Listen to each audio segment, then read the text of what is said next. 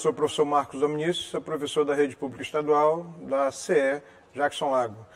E a aula de hoje vai ser sobre arte na pré-história. Eu tive a assessoria da minha amiga pessoal e colega, a professora Ceissa Pinto, da CE Santa Teresa, e a gente entrou num acordo de colocar um assunto para o ensino médio específico, que é a base da história da arte. Então a gente vai falar especificamente sobre os períodos paleolíticos e neolíticos na história da arte. Normalmente, quando você vai dividir a história convencional, ou melhor, a pré-história convencional, você tem o período paleolítico, que é dividido em duas partes, superior e inferior, o período neolítico e a idade do bronze. Para a história da arte, para facilitar a compreensão, a gente vai dividir em dois setores. O período, deixa eu ver se eu consigo, isso, o período paleolítico, inferior e superior, num pacote só, e o período neolítico, certo? Quando se fala de história da arte, fala-se de pré-história, ou arte na pré-história, a primeira coisa que vem à cabeça são as manifestações das pinturas rupestres feitas em paredes de caverna. Acredita-se geralmente que essa tenha sido a primeira forma de expressão artística, quando na verdade algumas outras manifestações, por estudos antropológicos, indicam que a dança e a música surgiram antes e a pintura pré-histórica ela vem como uma manifestação de representação e um processo de comunicação nesse período. Então, até a expressão que se usa, se desenha para ver se a pessoa entende, faz sentido na hora que a gente começa a analisar que as pinturas rupestres são, na verdade, formas de comunicação daquele período. Então, não é uma pintura especificamente bem elaborada, mas nesse processo de simplicidade, alguns parecem até infantis, tem todo um processo de comunicação. Então, o objetivo é de entender isso. Para a história da arte, o período paleolítico superior é mais interessante justamente por quê? Porque é nesse período que o homem começa a se organizar em grupos sociais e ele começa a manifestar as primeiras formas de comunicação. Acredita-se que as primeiras pinturas pré-históricas elas tenham sido produzidas por caçadores. E o objetivo dessas pinturas era criar um mecanismo de comunicação prévia da ação em si. E uma pintura rupestre, onde você encontra caçadores, você encontra animais, elas não são feitas aleatoriamente. Cada elemento daquele foi pensado, provavelmente naquele período, para que eles pudessem se comunicar de maneira bem elementar. As principais características dessas pinturas rupestres, que são esse processo que eu estou citando novamente, de comunicação, seriam o naturalismo e o misticismo. O que seria o naturalismo? O homem das cavernas, que não é naturalmente das cavernas. Na verdade, quando se fala desse homem, se fala de um período onde ele passa por um processo de nomadismo e, como ele é nômade, as cavernas, nesse caso, seriam locais de abrigos provisórios, onde eles passariam a se proteger de sol, chuva, vento, lugares perigosos. E esse homem ele está em constante mudança. Por quê? Porque ele vai ficar naquele local basicamente enquanto houver água, alimento e a subsistência básica. Então, esse é o princípio do naturalismo. O homem da pré-história ele pintava o sol, o vento, chuva, as caçadas, as necessidades básicas. Então, no ato da pintura, e vou voltar nesse slide, no ato da pintura daquele período, você tem algumas considerações bem distintas. Por exemplo, aqui a gente vê um grupo de animais, cervos, e homens pré-históricos pintados. O naturalismo era justamente criar uma estratégia onde esse homem vai caçar e cada um deles tem uma função específica. Por estudos antropológicos, acredita-se que os homens pintados em tamanhos maiores representavam caçadores mais habilidosos, enquanto os que pintados em tamanhos menores ou linhas mais finas, caçadores menos habilidosos. Se o animal era pintado em tamanho grande, com cores escuras, esse animal representava um relativo nível de perigo ou de ferocidade para esse homem. Se o animal era pintado em tamanho menor, significava dizer que esse animal representava um perigo em tamanho menor ou relativamente mais fácil de ser caçado. Se esse animal fosse pintado maior do que a figura humana, significava dizer que esse animal era extremamente perigoso. Não sei se a gente consegue perceber que alguns dos animais já têm algumas das lanças ou flechas lançadas. Essa era a característica do misticismo. O que é o misticismo que os processos de pesquisa antropológicas dizem sobre a pintura rupestre? O homem desenhava o animal morto na parede das cavernas, ou nas paredes de representação, não só cavernas, e esse animal morto indicaria que a caçada, nesse caso, seria proveitosa. Então, na verdade, quando você analisa uma pintura rupestre, você não vai analisar só o desenho em si, mas como foi feito e qual o objetivo dessa situação. Por isso que acredita-se que as primeiras pinturas pré-históricas tenham sido feitas por caçadores, justamente por uma tentativa de explicar a ação a ser feita. E aí desenhava-se um animal por cima do outro, justamente, em algumas imagens a gente vai ver isso aqui, justamente para indicar quais eram as ações a ser feitas. Se a verbalização não era possível na época, o desenho ou a representação gráfica tornava-se essencial para esse processo de comunicação. Então, você tem o período paleolítico com as pinturas feitas em rochedos, paredes de cavernas, no período do Paleolítico Superior. Né? Essa ausência de figuras masculinas, ela vai acontecer justamente na escultura. Entretanto, na pintura há uma presença muito grande. Então, deixava claro as nítidas funções, tanto da figura masculina, nesse processo de união de similares do homem pré-histórico, e das figuras femininas, o que cada um tinha como organização social. Predominavam as figuras femininas na escultura, onde a cabeça e o tronco eram praticamente uma coisa só, eram estátuas antropomórficas, ou seja, em formatos de figuras humanas, e essas estátuas, a gente vai ver mais à frente, elas representavam o processo de uma mulher normalmente grávida. Aí vem uma situação bem pertinente e interessante a se observar. A mulher é representada de maneira grávida justamente por quê? Porque talvez nesse período a mulher tenha sido, por hipótese novamente, considerada uma divindade, já que ela tinha uma capacidade, né, que é de aumentar a quantidade de integrantes na tribo através da gravidez. Então, ela foi literalmente tratada como uma divindade ou referenciada como uma figura muito importante no grupo social, e daí a representação dela dessa maneira. Essa estátua aqui, ela tem mais ou menos 11 centímetros de altura, 12 centímetros de altura. Ela data do período Paleolítico Superior e é a Vênus de Willendorf. Seios maiores, o ventre maior e o corpo mais opulento. Ou seja, significa dizer que ela foi representada de maneira grávida. Então, há uma tentativa do homem em mostrar o quanto essa mulher era importante para o processo de subsistência. É interessante se perceber que quando se fala de pré-história, você tem algumas coisas bem nítidas. Né? Quais são elas? O homem pré-histórico, ele se reúne por similares. E à medida que vai se avançando o tempo, essa pintura rupestre e outras manifestações vão evoluindo, como a necessidade mais elaborada de comunicação. Ou seja, a arte rupestre, ela é basicamente uma forma de comunicação específica daquele período. E aí ela faz jus à função básica da arte, que é expressar e principalmente comunicar. Quando se fala ainda do processo dos materiais utilizados, você tem algumas coisas bem distintas. Como eram as tintas produzidas, ou como eram obtidas essas tintas para fazer essa produção de pinturas nesse período. Sangue, carvão, sangue de animais, carvão, excrementos, fezes, flores, frutas, cascas, tudo que era possível ser transformado em tinta era utilizada no período Paleolítico Superior. Por que o inferior não é tão interessante para o estudo da história da arte? Porque acredita-se que no período Paleolítico Inferior, que data mais aproximadamente de 500 mil anos antes de Cristo, você tem um processo natural de evolução. E aí no período Paleolítico Superior, que é aproximadamente para a gente, né, são referências 50 mil anos antes de Cristo, acredita-se que o homem começa a se organizar com grupos sociais e começa a se comunicar através disso. Grosseiramente falando, uma maneira bem contextualizada até de entender, é como se você tivesse filhos pequenos em casa e essas crianças pegassem giz e fossem riscar na parede. Uma criança pequena desenha numa folha de papel ou numa parede, representando aquilo que ela imagina que seja. Então, quando um pai ou uma mãe repreende, na verdade, é a maneira que a criança tem de se expressar. Eu estou fazendo a comparação para a gente entender esse processo de representação no período pré-histórico, porque esse homem provavelmente deve ter começado da mesma maneira, linhas bem simples até chegar num processo mais elaborado.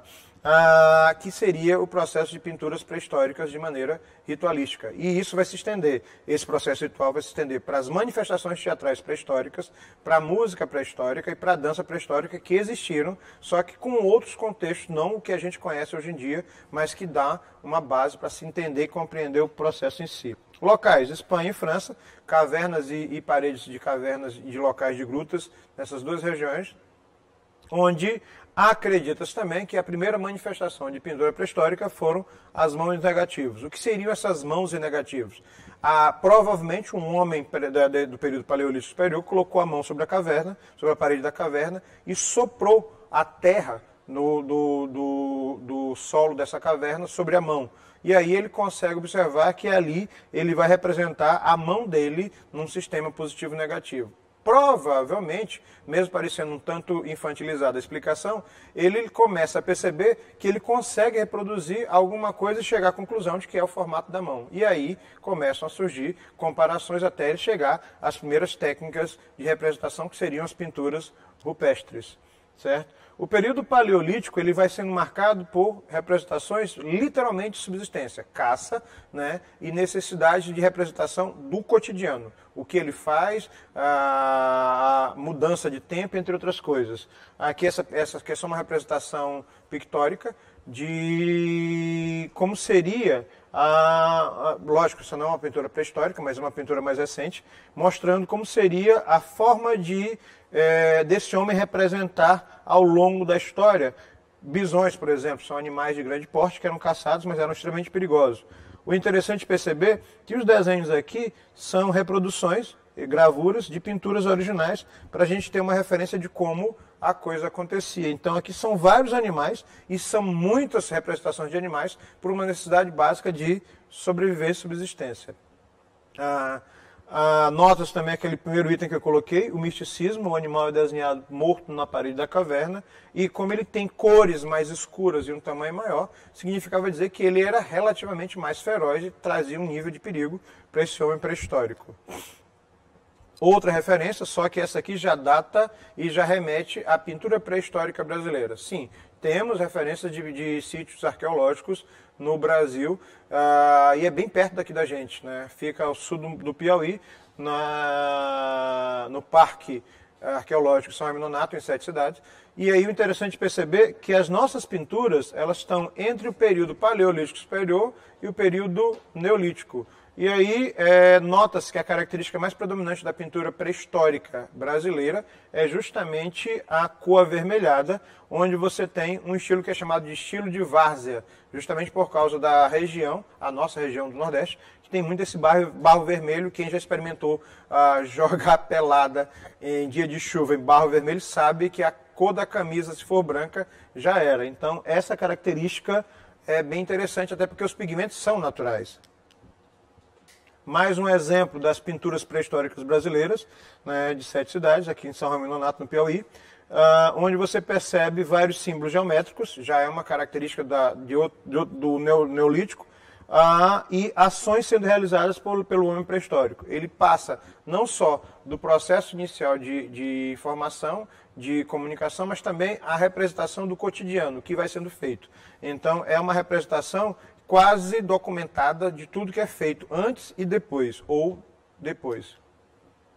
Outra representação aqui de São Raimundo Nonato, né, provavelmente uma cerimônia religiosa, você percebe porque as figuras estão dispostas numa espécie de semicírculo, e aí cada pintura dessa tem uma leitura específica. Por quê? Porque esse homem vai documentando, e é a única forma que a gente tem de entender o processo de comunicação ou do que aconteceu na pré-história. Por causa disso é que tem muita gente que acredita que as pinturas rupestres foram as primeiras manifestações. Não, elas são a forma de representação, de documentação de tudo que possa ter acontecido, ou a forma como se imagina que tenha acontecido, e aí vão sendo feitos estudos, análises sobre as imagens a respeito do que cada obra ou cada pintura dessa representa, né? Essa também é brasileira, a gente percebe claramente a influência das cores vermelhas, o que é uma característica bem brasileira, diferente das pinturas rupestres europeias. novamente a ideia da caça, da subsistência, da necessidade de sobrevivência, e aí a gente vai passando desse período paleolítico para o período neolítico, num processo natural, onde as pinturas começam a ganhar formas mais abstratas, certo? A gente sai somente das caçadas, que são essencialmente do paleolítico, e começa a passar por uma necessidade de representação do cotidiano. Período neolítico. Para a história da arte, o período neolítico ele já pega a idade da pedra polida, a idade dos metais, onde o homem já tem uma organização social e começa a formar núcleos diferentes. A história convencional trabalha muito com isso. O que é característico do período neolítico? O sedentarismo e os instrumentos de pedras polidas. Por quê? Porque o período paleolítico também é referenciado como a idade da pedra lascada, onde a coisa era mais simplória, mas também não menos importante. Quando fala de sedentarismo, a gente sai da pintura, da escultura, da representação da dança e da música pré-histórica do período paleolítico e ganha mais uma forma de representação de arte, que seria a arquitetura. Por quê? Como o homem é sedentário, ele para no lugar e fixa no lugar. Então ele cria o conceito de propriedade privada e começa a construir as primeiras obras, né, no que trata de arquitetura. O fim do nomadismo, a fabricação de malhas e panos, esse homem pré-histórico ele já começa a desenvolver técnicas específicas, em particular com o uso do fogo, que vai gerar o processo que desencadeia literalmente o desenvolvimento da humanidade, que é o domínio do fogo, o domínio dos metais e o domínio da metalurgia. O fogo por atrito, e aí a coisa vai evoluindo até que ele comece a fazer peças e cerâmicas que finalmente vão ganhando fins decorativos, além de utilitários. Certo? Essa característica, essa mudança social no aspecto do paleolítico para o neolítico, ele modifica muito a forma como toda a estrutura da arte é desenvolvida. A escrita pictográfica é naturalmente uma evolução da pintura rupestre. Mas o que seria essa escrita pictográfica? Ela, na verdade, é uma forma elementar e básica, talvez das primeiras formas de linguagens escritas, ou seja, as primeiras civilizações da antiguidade elas vão beber na fonte ou vão tirar dessa fonte aqui da escrita pictográfica, que é uma evolução natural da pintura rupestre. Como seria isso? Cada símbolo agora ele representa uma palavra, uma pessoa, uma coisa, um lugar e assim por diante. Essa escrita pictográfica ela é muito comum aqui no Brasil e em algumas regiões da Europa, ou seja, os símbolos começam a fazer sentido a partir da comparação que o homem desse período vai organizando. Essa escrita pictográfica ela tem como característica essencial geometria básica nos desenhos, uma abstração e as formas são mais simplificadas. Então ele não representa só caçadas como acontecia no período paleolítico. Ele começa a representar também o cotidiano antes, durante e depois do acontecido. As manifestações teatrais, elas pesam muito nesse período, e tudo que se sabe de formas de manifestações teatrais, né, são cerimônias simplórias, mas que se estendem até os dias de hoje, vão tendo influência nas religiões, nos mecanismos religiosos, mecanismos sociais das civilizações que vêm a seguir. A ação é representada depois do acontecido. As figuras são mais leves, mais ágeis e pequenas, ou seja, eu vou traduzir de uma maneira diferente. Então tem uma diferença entre a escrita pictográfica do período neolítico e a pintura rupestre do período paleolítico. Há uma representação de formas e ações do cotidiano, onde você tem a significação e ressignificação de danças, cerimônias religiosas e festas. Interessante perceber que quando você fala de danças, cerimônias religiosas e festas, algumas dessas cerimônias, como uma que eu mostrei ainda há pouco no slide, elas ainda resistem até hoje. Exemplo, danças circulares, cerimônias místicas em relação a deuses naturais. Mas o que seriam esses deuses naturais? Nós cultuamos ainda os deuses naturais até hoje. O interessante, não de maneira religiosa, mas de maneira intuitiva. Como assim? Né? Há um hábito muito grande, por exemplo, do brasileiro em parar e olhar o pôr do sol. Bom, quando você para, analisa e aprecia a beleza, você está fazendo uma relação que na pré-história era comum. Apreciar um elemento simplório, mas extremamente belo, como o pôr do sol, como algo maravilhoso. Então, essa referência ela vai se esticando, né, como manifestação teatral, onde você tem, literalmente, cerimônias que são reproduzidas. Exemplo, algumas tribos aborígenes, algumas tribos indígenas, algumas tribos de nativos americanos, foram reconhecidos através de cerimônias de danças circulares em relação à chuva, ao sol, à produção agrícola, né, ao excesso de produção agrícola. Ainda, por exemplo, se fazem festas hoje quando você tem um excesso de produção. Aqui em São Luís é muito comum, na segunda metade do ano, né, você ter uma festa específica, a Jussara. Então, por que se faz a festa Jussara? Por quê? Porque você tem um excesso de produção e divide, vende ou alguma coisa do tipo. Esse tipo de organização era inicialmente feito na pré-história.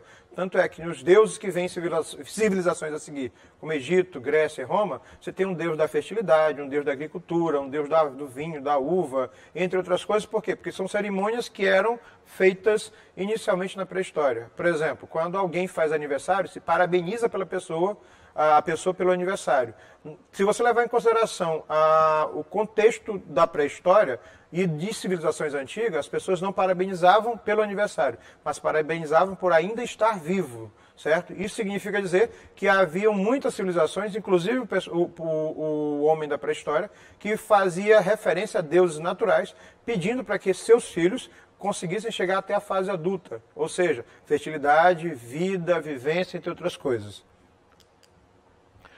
O período neolítico ele marca uma coisa interessante. A escultura da mulher, que é feita em barro secado ao vento, ela passa a ser feita não só de pedra polida ou barro, né, mas também pedra lascada ou barro, mas também a pedra polida e os metais. Ou seja, o homem dá um salto gigantesco quando ele começa a dominar o processo de metalurgia, né, derreter esse metal, moldar esse metal e ganhar outra forma para ele e outra função. Então, essas esculturas em pedra, ossos e bronze passam por dois processos de metalurgia específicos, da forma de barro e o da cera perdida. O que é a forma de barro? Eu vou moldar com barro úmido um formato e derreter o metal e fazer a conformação desse metal nessa forma. Aí eu posso produzir capacetes, lanças, pontas de lança, objetos pontiagudos, entre outras coisas. Já a cera perdida, ela é um pouco mais, a técnica é um pouco mais refinada, onde você cria uma forma específica através de uma peça matriz em cera natural, por isso que é chamado cera perdida, e aí você molda isso com fogo e ganha uma espécie de tijolo oco por dentro, onde você tem o formato da peça matriz. Aí derrete esse metal, injeta-se esse metal na peça, e depois que ele resfria e conforma dentro daquela peça, você quebra a peça e tem o formato da estátua original. Ou seja, levando em consideração esse tipo de pensamento e explicação técnica, você descobre que esse homem do período neolítico, ele não é tão pré-histórico quanto se imagina, porque ele já começa a desenvolver técnicas extremamente elaboradas de representação, mas também técnicas de moldagem de metal. Os objetos, nesse caso, passam a ser utilitários, peças de uso coletivo, pontas de lança e objetos contundentes que permitem a esse homem a representação não só da mulher grávida, mas também de um outro elemento que vai ser extremamente importante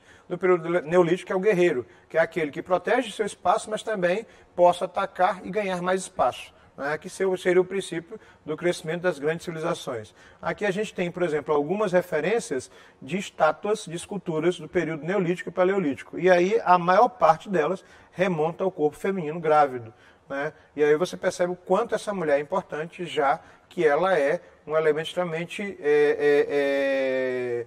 forte na representação das esculturas.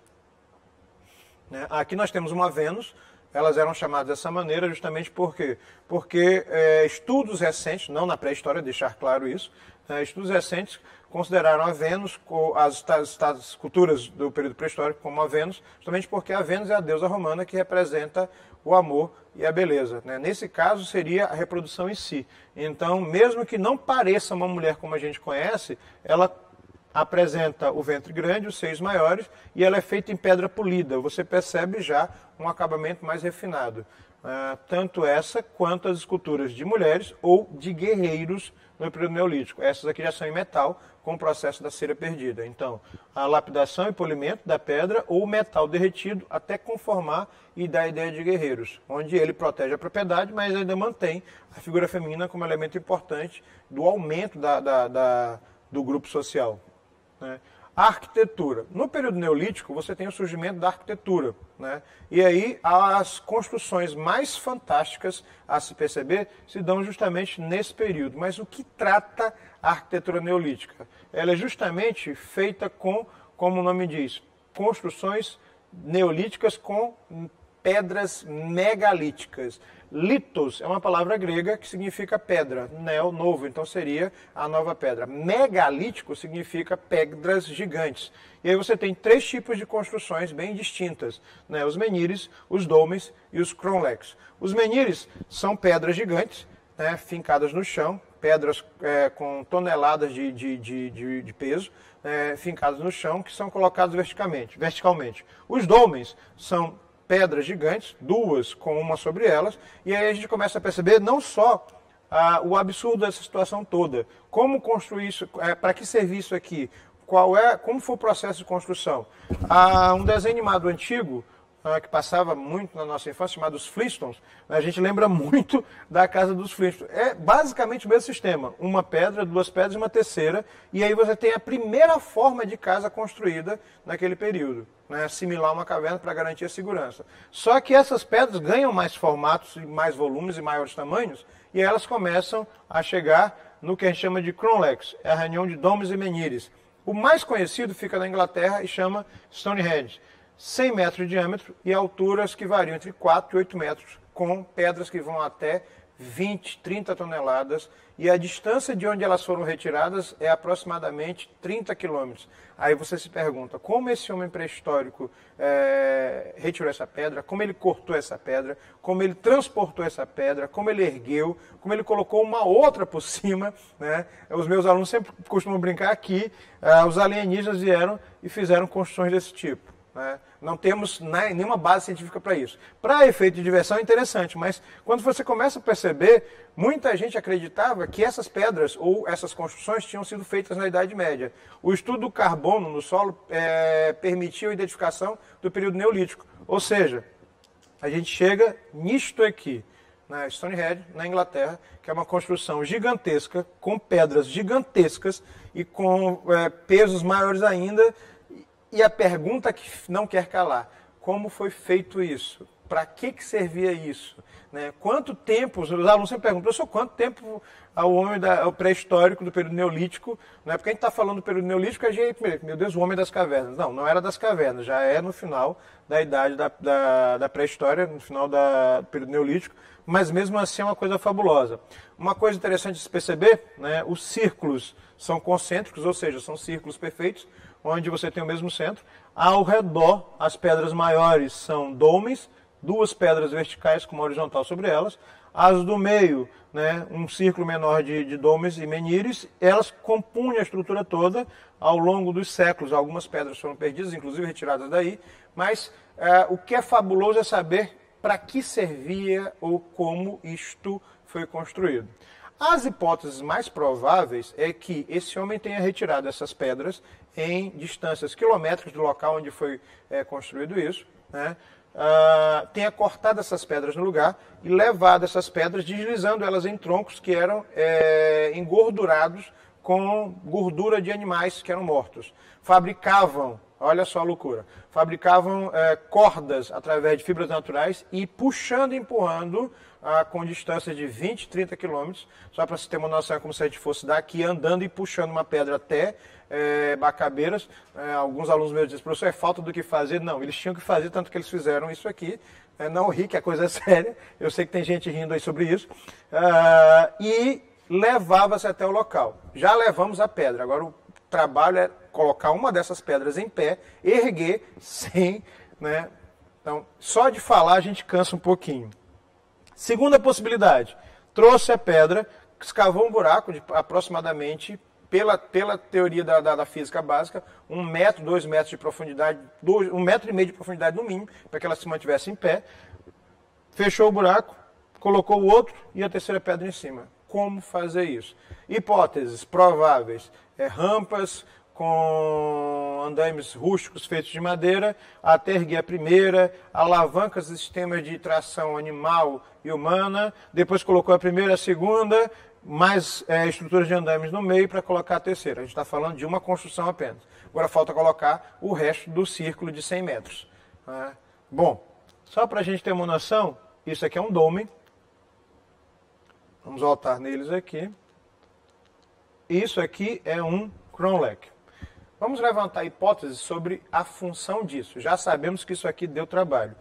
E vou instigar a curiosidade de quem estiver aí assistindo a aula. Recentemente saiu no YouTube um desses canais de pesquisas que tem algumas visões esotéricas e meio surreais, que nada com base científica, mas interessante também e gostoso de assistir, que os círculos são maiores, mas os círculos visíveis são apenas os que estão externos. E aí eles estão descobrindo recentemente que existe um círculo maior de pedras que está embaixo. Então aumenta mais a curiosidade sobre isso. Hipótese número 1 para que isto servia. Um gigantesco local de reunião de tribos pré-históricas, que vão dar origem a civilizações. Hipótese número 2, um local para sacrifício de animais e cerimônias religiosas, cerimônias daquele período. Deixar claro que essas cerimônias, em alguns casos, elas se estendem até os dias de hoje. Exemplo, cerimônias de agradecimento aos deuses. Muitos deuses desses eram em formatos zoomórficos. Tanto é que você ainda tem referência até os dias de hoje. A civilização egípcia, por exemplo, a que vem a seguir, os deuses são antropozoomórficos. Geralmente a cabeça é animal, o corpo é humano e ele tem essa figura referenciada. Se a gente levar em consideração, os animais ainda são referências de uma série de situações. Por exemplo, alguns países têm animais como símbolo. Os Estados Unidos têm a águia, o Oriente tem tigre, o dragão, entre outros. Times de futebol têm animais como referência, alguns heróis, super-heróis que vocês conhecem têm animais como referência, ou seja, esses animais eles são referenciados muito na pré-história e vão sendo imageticamente colocados nas religiões e coisas do tipo à frente, perdão. Então, hipótese número 2 ou 3, acho que eu me perdi. A hipótese número 3, um local para sacrifícios de animais e cerimônias religiosas. Hipótese 3, um gigantesco relógio de sol para controlar o tempo e o clima e provavelmente as práticas agrícolas. E a nossa última construção, que são os nuragues. O que são nuragues? Eles parecem cones, tronco de cone, uma base, como se fosse um copo descartável de cabeça para baixo, onde essas pedras são empilhadas sem nenhuma cola, ou seja, sem nenhum tipo de argamassa, e a cobertura provavelmente feita com palha, madeira e coisas do tipo. Essas aqui garantem a ideia de que temos as primeiras casas da história da humanidade, um local relativamente seguro para se morar, e aí vai dar origem às civilizações a seguir, que constroem obras literalmente gigantescas, basicamente com pedras, certo? A gente fica por aqui, muito obrigado.